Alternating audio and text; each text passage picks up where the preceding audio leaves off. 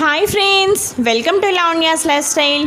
ఈరోజు వీడియోలో మనం శ్రావణ మంగళగౌరి యొక్క వ్రత విధానం గురించి మనం తెలుసుకుందాం. అలాగే శ్రావణ మంగళగౌరీ దేవి యొక్క పూజా సామాగ్రి గురించి, అలాగే మంగళగౌరి వ్రతం నోము ఎవరు ఆచరించాలి, వాయన తాంబూలాలు ఎవరికి ఇవ్వాలి, అసలు ఉద్యాపన ఎలా చేసుకోవాలి, పూర్తి శ్రావణ మంగళగౌరి వ్రతం యొక్క పూజా విధానం గురించి మనం చాలా స్పష్టంగా ఈ వీడియోలో తెలుసుకుందాం. శ్రావణ మాసం అనగానే మనకు ముందుగా గుర్తొచ్చేది శ్రావణ మంగళగౌరి వ్రతం, అలాగే వరలక్ష్మి వ్రతం.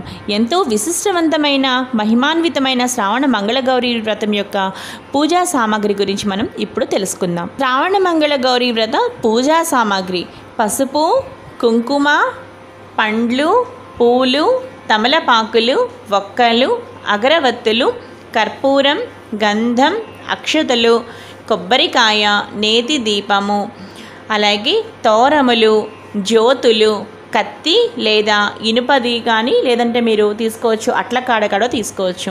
అలాగే నానబెట్టిన శనగలు, నైవేద్యానికి కొబ్బరికాయ, పండ్లు, పిండి వంటలు.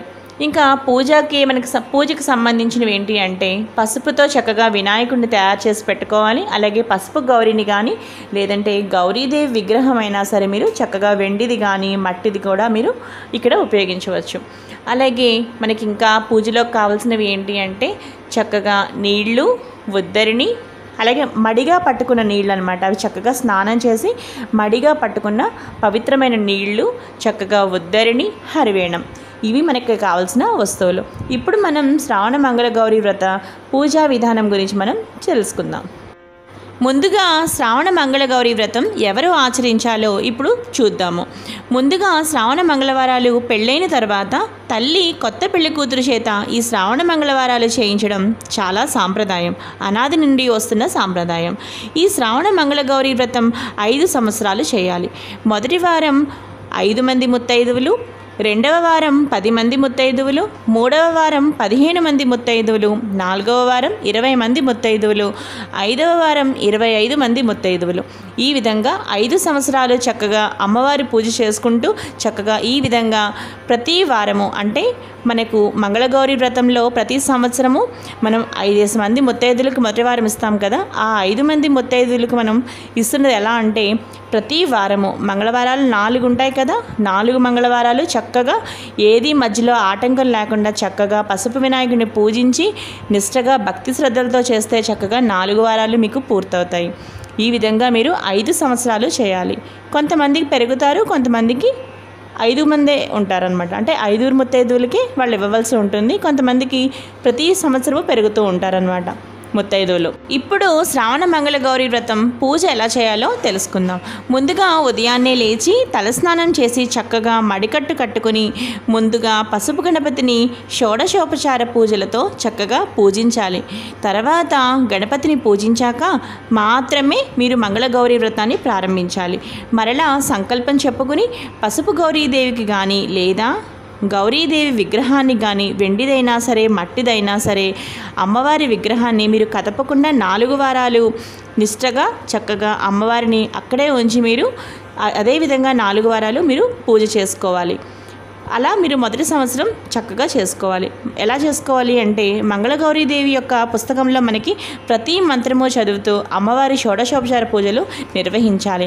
అలాగే చక్కగా గౌరీదేవి అష్టోత్తరం అలాగే శివ అష్టోత్తరం కూడా తప్పనిసరిగా ఆ రోజు మీరు చదువుకోండి. దీని తర్వాత అమ్మవారికి నైవేద్యంగా మనం ఏం పెట్టాలి అంటే తరిగిన పదార్థాలు కాకుండా చక్కగా పులగం, పరమాన్నం ఇలాంటి సాత్వికమైన పదార్థాలు నివేదించాలి. ఈ విధంగా శ్రావణ మంగళగౌరి వ్రతం యొక్క పూజ పూర్తయిన తర్వాత ఇప్పుడు అసలైనది శ్రావణ మంగళగౌరి వ్రత కథ అన్నమాట.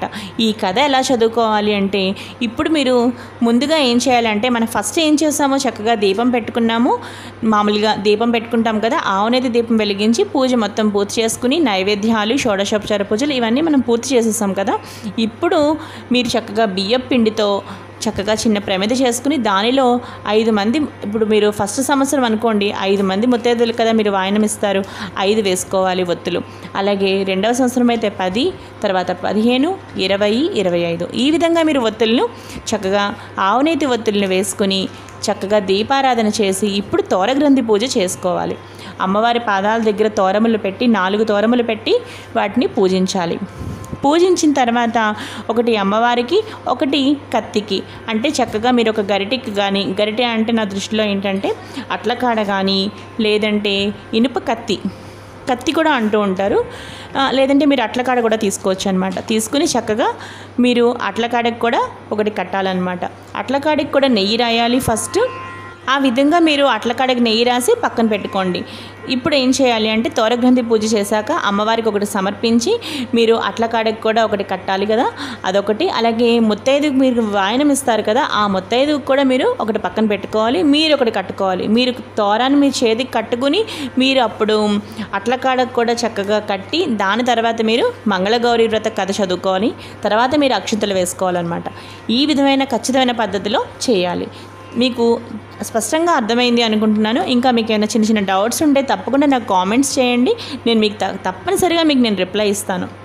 మీరు తయారు చేసిన బియ్యపిండి దీపం పైన చక్కగా మీరు ఈ అట్లకాడను పట్టుకుని ఆ విధంగా మీరు కథ చదువుకుంటూ అక్షింతలు చేత్తో పట్టుకుని మీరు మొత్తం కథ చదువుకోవాలన్నమాట. ఈలోగా చక్కగా కాటికి పారుతూ ఉంటుంది. మీరు నెయ్యి రాసి అట్లకాడను పట్టుకుంటారు కదా, మీరు చక్కగా ఆ దీపానికి చక్కగా మీకు మంచిగా కాటికి పారుతుందన్నమాట. చక్కగా కాటికి తయారవుతుంది మీకు ఆ గరిటికి మొత్తం. ఆ తర్వాత ఆ అక్షింతలు చక్కగా కథ అయిపోయిన తర్వాత అక్షింతలు అమ్మవారి యందు వేసి మీ మీద కూడా మీరు వేసుకోవాలి. దాని తర్వాత ముత్తైదుల చేతికి మీరు అన్నీ కూడా ఈ అక్షింతలు మామూలు అక్షింతలు కూడా కొంచెం కలిపి పూజా అక్షింతల్లో అమ్మవారి చేత ప్రతి ఒక్కరికి వాయినాలు ఇస్తారు కదా, అప్పుడు ఆ ముత్తైదుల చేత మీరు ఆశీర్వాదాన్ని కూడా చక్కగా ఆ అక్షింతలు వాళ్ళకి ఇచ్చి అవి మీరు చక్కగా వాళ్ళకి దండం పెడతారు కదా. మీరు ఈ విధంగా మీరు అక్షింతలు చక్కగా మీరు వాయినాలు ఇస్తారు కదా, అప్పుడు వారి చేత మీరు చక్కగా ఈ ముత్తైదుల చేత మీరు ఈ విధంగా అక్షింతలు చక్కగా వేయించుకోండి. అలాగే ఇప్పుడు వాయన విధి విధానాల గురించి మనం ఇప్పుడు తెలుసుకుందాం. ముందుగా వాయన విధి విధానాల గురించి తెలుసుకోవాలంటే ఫస్ట్ మీరు గౌరీదేవికి ముందుగా బుట్టవాయనం ఇవ్వాలి. బుట్టవాయనం ముందు అమ్మవారికి నైవేద్యంగా పెట్టాలి. ఆ బుట్టవాయనంలో ఏమేమి ఉండాలో ఒకసారి నోట్ చేసుకోండి.